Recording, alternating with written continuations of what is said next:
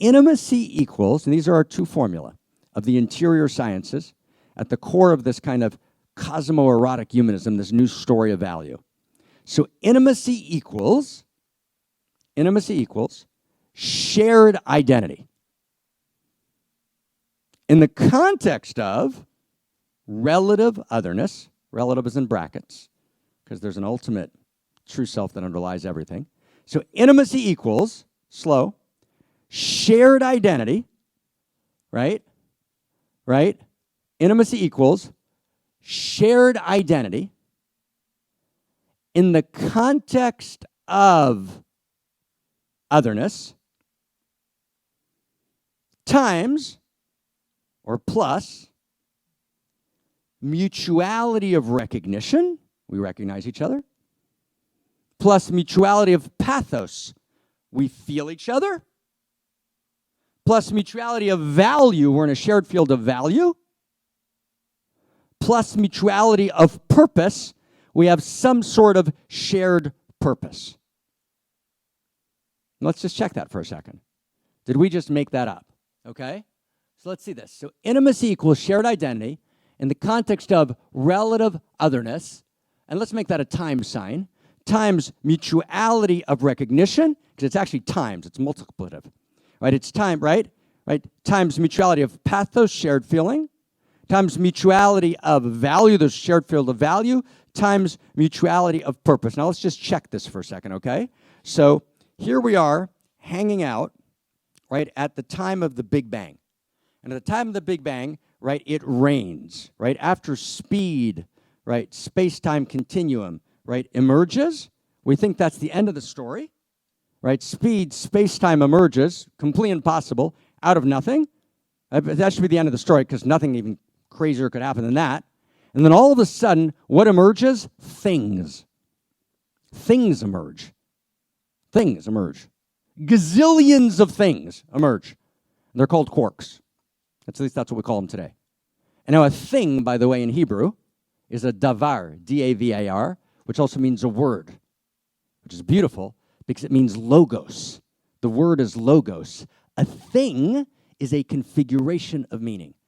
If you have any sense of what a quark is in science, a quark's not nothing. There's actually only 16 forms of quarks. In a random cosmos, you'd have infinite forms. There's 16 forms of quarks. And those quarks come together, right, and they create this thinghood. They have very particular properties. They have very particular codes of value. They have codes of meaning. They are information personified. That's what a quark is. And then, at some point, the strong force, which is a force of allurement, right, moves quarks into becoming a new kind of thing called a proton. Now, if you don't actually faint now, you can't even begin to access that sentence. In other words, quarks come together after X amount of time, right, at the very beginning of cosmos, and two up quarks, one down quark, two down quarks, one up quark.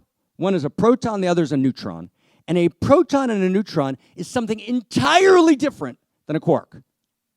There's no relation between those two. It's not a mechanical. A proton it's a completely new emergent. The synergy of allurement, right, between quarks manifests this entirely, completely, right? There's just no way to even begin to describe it, right? New emergence that's called a proton, which is a completely new configuration of Eros, a complete new configuration of intimacy. And then, 380,000 years or so later, give or take, right, you got these protons and neutrons, which is like the size of a quarter of a mouse in the Empire State Building, that are madly allured to each other, madly, right? And they're desiring each other, quite literally, right? And they're just inexorably driven, right, to find each other, and they come together, right? These subatomic particles, right, moved by allurement, and they create an atom. Now let's just check it for a second. What's an atom? An atom is a new configuration of intimacy. Literally, it's literally when you see an atom, it's a new configuration of intimacy. And between the parts of an atom, what exists? Mutuality of recognition, I could do a lot of footnotes on that, but actually it's very clear the subatomic parts recognize each other. So there's a shared identity between the subatomic particles. They're part of an atom, but the shared identity is in the context of relative otherness, right? Meaning the subatomic particles don't lose their distinction. It's not that there's no protons, neutrons, and electrons. There are. But they create a shared identity. That shared identity is called an atom. And it has mutuality of recognition. They feel each other, quite literally. They literally feel each other, right, the subatomic parts. Right? They actually are in a shared field of value, which means a shared field of information or a shared field of meaning. Right? Meaning structures live in reality, right, as Whitehead pointed out. And Russell reluctantly agreed. Right? All the way down and all the way up. Right? There's meaning structures, right? There's a shared field of value, and obviously an atom has a new shared function, has a new shared purpose. Atoms can do things that subatomic particles can't. Atoms an entirely new world with an entirely new shared purpose. Wow. So that understanding of intimacy, that intimacy formula, applies precisely to a couple. What's a couple? Mr. and Mrs. Smith. Mr. and Mrs. Smith, right? Not the movie, okay? That got a little complicated there, okay? Although it went okay in the end, right? Right? So Mr. and Mrs. Smith, right? So they're, or two friends, right? It's not only, right? There's lots of versions of it where there's a shared identity, two close friends, right? But a genuine intimacy is not just functional friends. It's not just rivalrous conflict governed by win-lose metrics where we're mutually advantaging and we're just calling it friendship. No, a real friendship means there's intimacy between us. I mean, some way I can't, you're part of my identity. Can you hear that difference in a friendship? You're part of my identity. We're part of each other's identity. That's beautiful, isn't it? When that happens, it gets gorgeous. We're part of each other's identity. We actually have, it's a real friendship. We actually have a shared identity in the context of otherness. It's this gorgeous union. It's not a fusion. Right? And we actually recognize each other. Right? And we can spend an entire day, if we're doing a 7-day seminar, an entire day on what's the mutuality of recognition. What does it mean to recognize each other? And we feel each other. Or we actually have genuine mutuality of pathos, right? And we have a shared field of value. And we have a shared purpose, mutuality of purpose. Now, if you have relationship, for example, in which we feel each other, stay close, but we don't have shared purpose, the relationship breaks down. It's a big deal. So I'm just going to play for a second. Can we just play for a second? Just play for a second. Is that okay?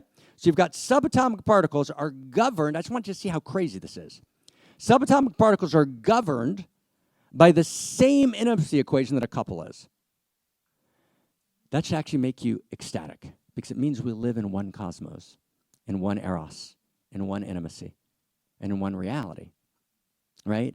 And actually the principles and values that govern subatomic particles, that govern cells, that govern multicellular life, right? That govern, right, the emergent tissues, right? That govern the organs, right? That govern, right, early plants, right? That govern later plants, right? Early amphibians, right? And then to early animals, right? All the way up, all of them. And the way you've got to analyze any economic system is what's the intimacy in the system? Are there shared identities? Are there no shared identities? Right? Is there a mutuality of recognition? Is there a mutuality of value? Is there a mutuality of pathos? Is there a mutuality of purpose? That's what intimacy means. And reality is, evolution is the progressive deepening of intimacies. Wow. That's actually what evolution is. Does that mean it's a cakewalk? Of course not. Right? It's allurement and autonomy all the way up and all the way down. That there's a long arc to evolution. Right? And this is right. It's the agony and the ecstasy of every love story. Bless you. Right? It's not a Pollyannish love story. It's filled with agony and ecstasy. And it's a much larger vector than what we can actually see, right, in one dimension. But just to get the core of it for a second, before we there's a lot to say on this, but just get the core of it. Reality is synergy and emergence. Synergy, vectors of allurement, movement of Eros. Eros is actually quite a formal equation in the interior sciences, and it's always doing the same thing. And Eros is generating intimacy. And intimacy is a very formal equation in the interior sciences. Intimacy equals shared identity times mutualities of recognition times mutualities of pathos times mutualities of value times mutualities of purpose.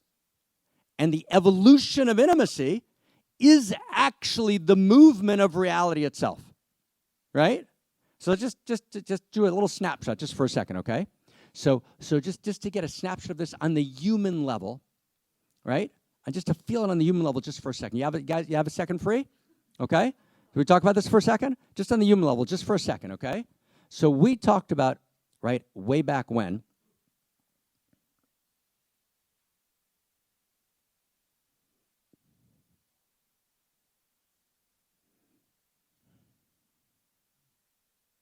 we talked about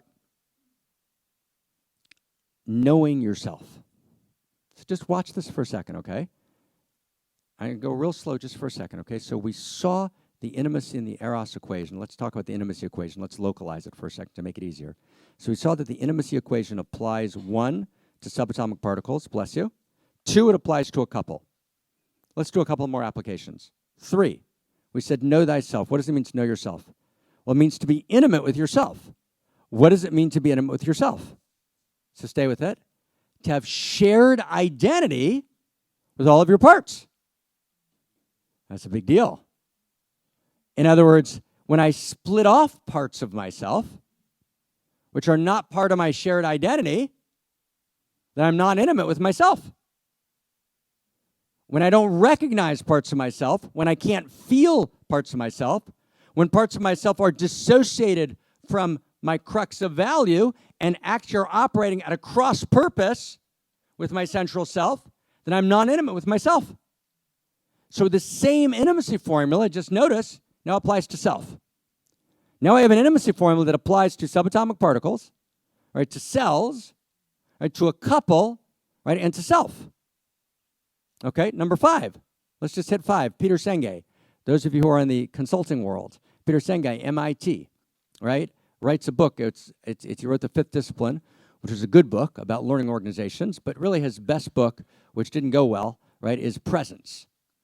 And the best part of his book, Presence, is the opening chapter. And I recommend it to everyone. And the best part of the opening chapter is his opening example. And it's a great story, right? And he tells a story about being hired as a consultant for a particular company that were in major overruns, right, on their budget, and was a car company, right? It was manufactured cars. And of course, right, no one could figure out the overruns, and it was going to bring the company down, and they bring him in. And it's a long process of several years. And essentially, the end of the story is they wind up not only not being in overruns, but finishing generally about 100 days earlier, right, each car. So what happened? What happened, of course, is that the company, like every company, was split between the people who made the fender and the people who did this engine and that part of the engine and the people who did the upholstery and the people who did, right, the steer, right? In other words, and those were all different divisions of the company. And even though they were part of the same company, they were all sub-optimized and engaged in an implicit but unspoken rivalrous conflict governed by win-lose metrics, always fighting with each other, and literally never breathing together because they couldn't actually create intimacy, meaning a shared identity.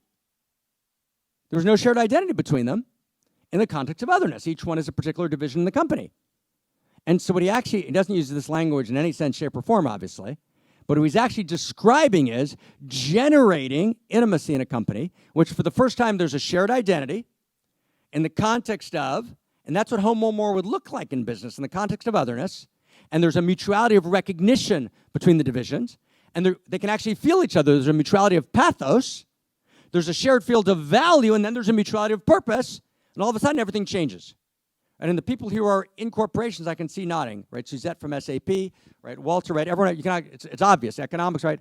Right? That's actually what happens, right? So now we've applied this to a 5th expression, right? To companies, to organizations. Let's go 6, okay? So the 6th expression, we're just doing this in a second. We're just, right? 6th expression of our intimacy formula. Let's just take one example. What does it mean to be ethnocentric, right? So I'm a Christ person. I'm an Islam person. I'm a Jew boy, right? I'm a Buddhist Vajrayana person, and I kill all the Mahayana people. Right? Whatever version of it happens. I'm a Kashmir Shaivite, but I hate the people in the next province. Right? In other words, what does it mean? It means that we have shared identity within a very limited parameter. Does everyone get that? Meaning, there's always, says my friend Howard Bloom wrongly, which is why he says there's no such thing as love and it doesn't exist, because Howard says to me, there's always an in-group and an out-group. And everyone always kills the out-group. Well, that's true, Howard. And I know you're listening, so let me say that softer. That's true, sweet Howard. I didn't mean that to be, right? I love Howard. We talk every other week, and I love him madly, right? And he's gorgeous. But what I said to Howard is, yeah, that's true. There's always an out-group, but there's always been an in-group, right? So you can focus on the out-group. The out-group just means they misplaced the boundary. Did you get that? There was a boundary problem. But actually, there's always been an in-group. And everyone has always agreed throughout history that within the in-group should be governed by some version of intimacy. Now, in-groups were very limited, and even within in-groups, there were in-groups and out-groups, right? So, for example, in the Red Guard of Mao, you think of what's one big in-group, there were actually, right, 3 or 4 groups that all killed each other, right? Because they created in-groups and out-groups, right? But there's always an in-group, so ethnocentrism means that within the in-group, there's shared identity. You get that? And there's mutuality of recognition. We recognize each other. And there's mutuality of pathos. We feel each other. And there's mutuality of value. And there's mutuality of purpose. And let's kill all the other people. Because they're outside the intimacy. Do you get that? But that doesn't mean intimacy is not real. Postmodern conclusion. That means that intimacy had a failed boundary. And so we don't have to show that intimacy is real. Intimacy is real. We have to extend the boundary. That's what no boundary consciousness means. There's actually no boundary. We can actually extend the intimacy, and we'll talk about that a little later in the week, because actually the story of reality is a love story, and the love story is about the evolution of intimacy. Right? Can I read you something? You have just a couple more seconds? Let me just read you something. Can I read you something? Is that okay? I'm just going to read you something. Okay? Let me read you something. When you hear something like crazy beautiful, this is crazy beautiful. Okay? This is really beautiful. This is a love note. Is anyone up for a love note? This is a love note, okay? So this is written by my beloved, right, Abraham Cook, who I mentioned before. Writes it about 100 years ago. Listen to this. It's a love note. He says, there is a one who sings the song of her soul. And in her soul, she finds it all. Full, complete satisfaction. Egocentric intimacy, right? Right? Beautiful. Me, my family, right? There's a one, me, my family, my people, right? Beautiful. There's a one who sings the song of her soul. And of course, in that is him and her and the kids and of course the dog, right? And in her soul, she finds it all, full, complete spiritual, right? Complete existential satisfaction. Then he writes, and there is a one, and he and she sing the song of the nation. She leaves the zone of her personal soul, which she doesn't find wide enough and not settled in ideal serenity and beauty. And he attaches himself with tender love to the totality of the congregation. And together with the congregation, she sings her songs, she suffers her pains, she delights in her hopes, she ponders high and pure ideas about the nation's past and future, and she investigates with love and the wisdom of the heart, the inner content, right, of the soul of the nation. So that's the first one was egocentric intimacy. And the second one is ethnocentric intimacy, right? And then Cook says, and there is a one. There is a one who widens her soul even further.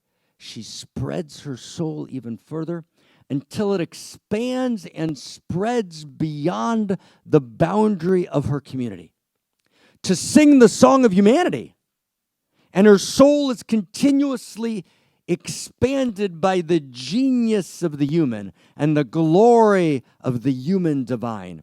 And she aspires towards the human being's universal purpose and anticipates the higher holification of humanity. And from this living source does she draw the entirety of her thoughts and explorations, her aspirations and her visions. So what's that? That's world-centric intimacy. Every human being on the face of the planet. Okay? But there is a one. And we're going to see visions of this later in the week. There is a one who rises even further than this in expansion until she joins herself in union with all existence in its totality, with all creatures, with all worlds. Is Octopus ready? Okay. And together with all of them, she gives forth song. And she engages in the song of the universe. So what would we call that? That would be KosmoCentric intimacy. Now, which one of those is right? And so Cook continues, written 100 years ago, and I translated it with your permission for you. And there is a one who rises with all of these songs together in one union, and all of them send forth their voices, and all together they play their melodies, and each pours vitality and life into the other, and together, right, egocentric intimacy and ethnocentric intimacy, right, and world-centric intimacy and cosmocentric intimacy dance together a song of jubilance, kol rinava, kol simcha, a song of joy, a song of celebration, a song of rapture, a song of rejoicing, a song of the sacred, the song of the soul, the song of the nation, the song of humankind, the song of the universe, all flow together within her at every moment and in every time. And in this completeness, right, in this fullness, it rises to become the song of Solomon, a fourfold song, the king to whom wholeness belongs. Cha. Cha. Right? Like, wow. Right? And who is Solomon? Solomon writes the Song of Solomon. And the key verse in the Song of Solomon is, Toho ratzuf ahava. Its insides are lined by allurement. Wow. That's Solomon. And the lineage masters write, if all of the law was not given, it would be sufficient to govern the world based on the Song of Solomon. Toho ratzuf ahava. Right, its insides are lined with love. So what did we just talk about? We just saw a snippet of the evolution of intimacy, where the intimacy formula began to be just egocentric. I have shared identity with me and my survival, me and my family, and most Westerners today are actually egocentric. Isn't that shocking? Most Westerners and, right, most people in open societies are at their core egocentric in the way they act and world-centric in the way they talk. Most people in closed societies, think Russia, China, are egocentric in the way they act and ethnocentric in the way they talk. You get that? We talk Mother Russia, but basically we're taking care of the family. We know that's bullshit. Or we don't. But imagine what it would mean if we could actually move the intimacy formula to actually have shared identity in the context of otherness, times mutuality of recognition, mutuality of pathos, mutuality of value, mutuality of purpose. Stay close. Not at the egocentric, but at the ethnocentric, and then at the world-centric, and then at the cosmocentric level. And here's the story, and we're about to see a beautiful clip. It's a shocking clip, but here's the story. We're not going to save the world because we think we need each other. It's never going to work. We're not going to save the environment because we think we need the environment. The environmental movement has fundamentally failed. It's proven time and again that we need the environment, and no one changes. We're only going to save it if we fall in love with it. Yeah. It's completely different. And if we don't fall in love with it, we can't say we need the ecosystems of the oceans and the plankton. We have to fall fucking in love with the plankton. Right? We can't say we need the other countries. We have to fall in love with them. Right? If we don't fall in love, there's no story. It's only a love story that takes us home. There's actually no other way. And the fucking awesome news is that reality is a love story. It's not a superimposed love story. It's not a made-up love story. Reality's not at our close today. Before we see our closing clips, we're going to end with clips, and then with Shimwon's going to take us into, right, and he promised me he would, right, to actually feel the waves coming in, okay? But I want to just go the last step. Here's the last step. It's a simple step. All of reality is synergy and emergence. All the way up and all the way down. Where's James? Herbert Spencer, chapter 15, differentiation and integration. That's really what he's saying. Spencer got it. Fantastic chapter, 40 pages, right? It's differentiating. Reality's differentiating, meaning more and more autonomy. Integration to a higher allurement. All the way up, all the way down. It's all a love story. There's continuity and discontinuity, for sure. But at the core, the whole thing's Eros. It's all allurement. And just stay with me for a second, okay? So as we get ready just to see this in action, and then just to feel it, and then we go into our day. So let's go back. So Bash says to Randall Mindy, he says, we've got all the data on you. You're going to die alone. Remember that? Show of hands. Who remembers that? You're going to die alone. Got all the data. I know who you are, he says to him. I know what you are. We have 8 types, right? We have 400,000 data points on you, right? We have predictive analysis of who you are and what you're going to do, right? Because you're measurable. But actually, Bash was wrong, right? Right? And when you actually think what happened, did Randall die alone? No, he didn't. And actually, unbeknownst to even the writers of the movie, when you actually look at Don't Look Up, it's actually a series of what are the love stories and what are the not love stories. Right? You think about it. Bree and Jack, the 2 announcers, no love story. Bree and Randall, right? Bree, the announcer, right? No love story. Right? No love story. Not happening. Jennifer Lawrence, Kate, she's got these frightened eyes. And gradually, in her desperation, she meets Yule, and Yule teaches her about love. And her face softens. And those last clips, right? You just see her face soften, and she kisses him after he does the prayer, right? It's a love story. And Randall, right, and June, his wife, is a love story, right? Right? It's all about which ones are love stories, which ones aren't. Peter Bash, right? We love you, Peter, but there's no love story. Right? The little goddess, the 10-year-old goddess says to him, I love you. He doesn't even hear it. There's no love story. I've always wanted friends. There's no love story. And he dies devoured at the end of the movie, right after, as it were, saving himself. Like, wow.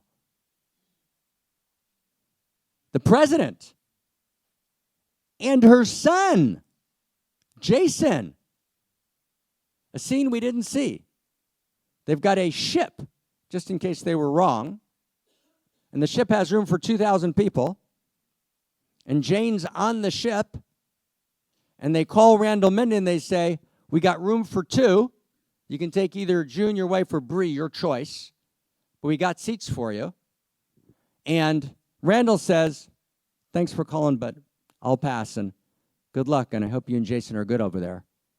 He says, Jason? Jason? She forgot to bring Jason. Right? She forgot to bring Jason. And we'll get back to it tomorrow. And Jason, who's in the bunker at Bash headquarters, is the only person to survive. president's son, the only person to survive the blast, right? And when he survives, the first thing he screams is, "Mom!" Who forgot him? Because there's no love story, right? So, wow. The response is a love story. It's that we fall in love with the one Eros, right, with the one heart,